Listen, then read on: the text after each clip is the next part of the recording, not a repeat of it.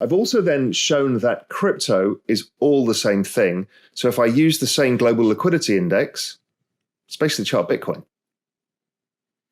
But Bitcoin outperforms in the up cycles because there's a network adoption model, which is why it does so much better than almost all other assets. So that's the everything code, is the fact that it's all down to one simple thing. And I think it's forecastable. And in which case we know the price of assets in advance, which is a little bit freaky. And I know that sounds somewhat arrogant, but it's a hypothesis that I'll test. But I'm pretty sure it's going to be right, unless something changes. And what we'll know is, are we going to see larger scale QE coming in the next 2 years? So what would have to happen for that to be true? Firstly, we've got a banking crisis, so it's already started. Secondly, so the bank balance sheet is rising. Whether you call it QE or not doesn't matter. The balance sheet is rising. That's all that matters. Secondly, we know that this is not resolved yet, so there's a potential for further use of the balance sheet to sort out that part of the banks. But then we've got another problem here, which is commercial real estate. Commercial real estate, nobody's going back to the office. I mean, you don't work in an office anymore. I don't work in an office. And nobody works in an office anymore. Be a little bit earlier. And that's so the everything code, what I found is all these pieces of the jigsaw all actually match. It's ludicrous. And what I found, even if I take the log chart of the NASDAQ and map it forward to say, okay, what's the top of that channel like we do in Bitcoin? Well, it comes with exactly the same number that the balance sheet number gave me as well, which is the same number that I got from demographics, I got from interest payments, and I got from everything. It's like, oh my God, like everything's come together. So that's what the everything code is. It was like the culmination of 18 years of work. And it was like an epiphany to me because I could prove it all out. And I never thought I'd get there because it all felt like we didn't quite understand it and suddenly it happened. So they borrowed debt, and then when that blows up, they get angry. And the people on the coasts blame the people in the middle, and the people in the middle blame the people on the coasts. It becomes a political divide. It's not to do with politics, never has been. But what happens is people are angry and they don't know who to blame. And that's a bigger force that we're seeing play out now. That's the rise of crypto came out of all of this as well. Occupy Wall Street Bets, the online network communities that we're seeing formed where people are getting together to take the system in their own hands in different ways. It is a fourth turning moment. It's a societally structural shift that happened in 2008 in ways we won't understand for maybe several decades, but it changed everything. The only outcome is to increase productivity. And so we enter the exponential age. So firstly, the exponential age thesis is that we are at this nexus of technology of which mankind has never gone through, and it'll happen in the shortest period of time of any technological change ever. And it's all happening in a way that we will not be able to get our heads around. And crypto was the start of that. All these trends have been in place, but they're now about to hit adoption phase. So crypto is one of them. We're only at 300 million people. The next time we poke our heads above the water in 3 years' time, we'll be at 1 billion people, and then 4 billion people, whatever the numbers work out to be. AI has been coming for ages. And then it's like a nuclear bomb hits in one go because it was so much faster in its adoption than anything humanity's ever faced. We've just brought knowledge, and we'll go into AI later, but we've just brought knowledge, infinite knowledge, scalable knowledge into the global economic system.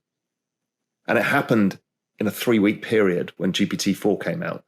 It went from 0 to 100 million users in 5 weeks. I mean, oh my God. And we're all scrambling. And then we've had more developments there. But that's not just the exponential age. And that changes the whole equation. Data, 6G, 5G, all of this all Internet of Things, wearable technology, it's all happening. This nexus of technology is a game changer for humanity. It is the fourth turning moment. We can't even understand what the world is going to look like in 1 year now. We can't, you and I'm reading your tweet threads. You're doing a great job of trying to keep up. but it's impossible just with AI. And then when we've got stability AI, which means it's open source and people can build on it, this is just going to keep happening, right? AI alone is Reed's law, which is Metcalfe's law squared, which is why it's so hard to deal with. And all of these technologies together are all Reed's law. So that's a very hard point. But where it gets really interesting is to go back to your original question, is what can policymakers do about all of this problem that we've got? Well, the problem is we cannot grow new people. Demographics is destiny, and it's baked in the cake. We cannot accept large waves of immigrants in most countries because we don't have enough productivity. So it's like, okay, we're a bit fucked. We can't increase debt because we got to the end game in 2008. So the answer is productivity. So right now, productivity has not been increasing enough. This exponential age is the rise of technology, but there's one missing component that changes everything. You know, the ridiculousness of what is happening. So yes, these things all weave together. They're all part of the same narrative. The only narrative, the only big shift outside of that narrative was obviously China coming into the WTO.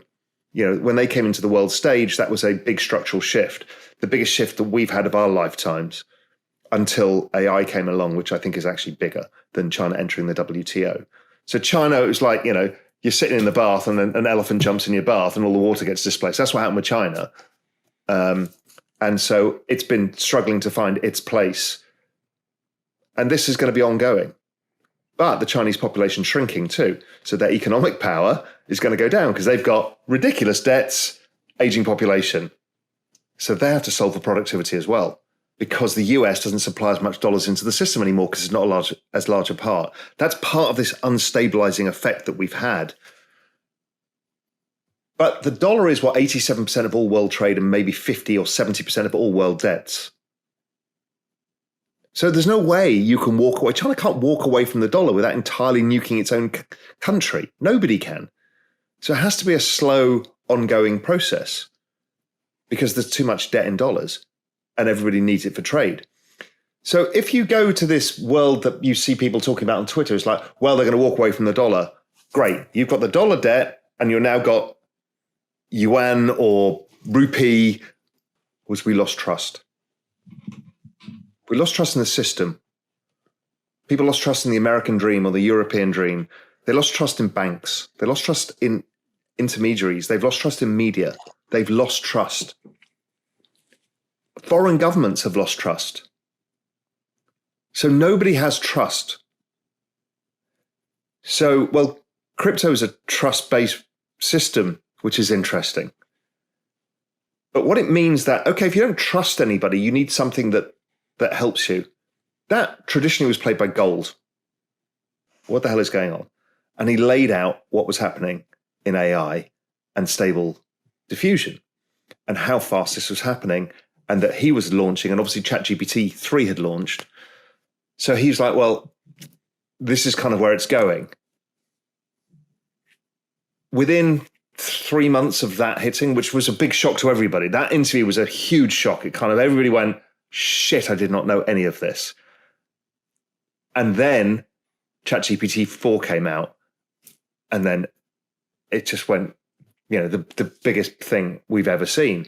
So yeah, I was lucky. Just by random, I got into this. As you said, we've all been aware of this for a while, but I had that acceleration moment with the first interview with Emad, where I'm like, oh my God, this is happening now. And he's already telling us back then,